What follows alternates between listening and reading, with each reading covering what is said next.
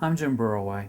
I attended the Love One Out ex-gay conference in Phoenix in February of 2007. I went because Focus on the Family often invites gay activists to go to their conferences so that we could see for ourselves what they're all about. So I did.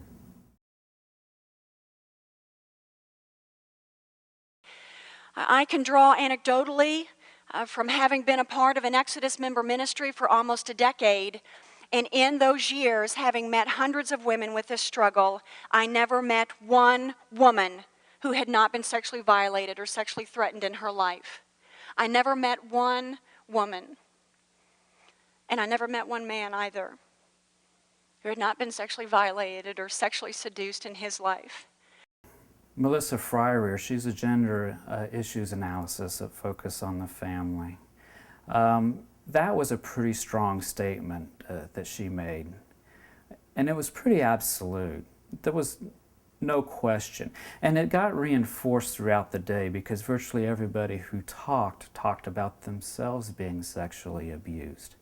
And this left the impression with the audience that this was universal, that this was a universal experience, that every gay man and woman, or very nearly every gay man and woman, had been sexually abused.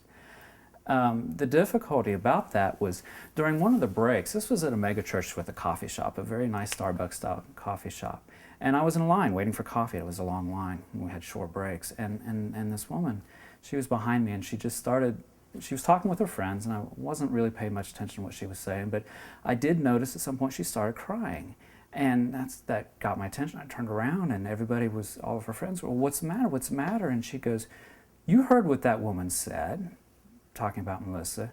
She said, everybody has been molested. And she goes, I had no idea my son was molested. And she started crying.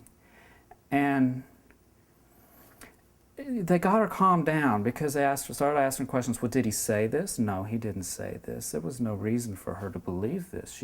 But she accepted what Melissa said as being absolute true. And there for a split moment, she suffered the anguish of so many mothers and fathers who really do discover that their children have been molested.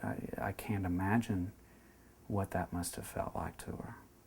Well, I can a little bit. I saw it.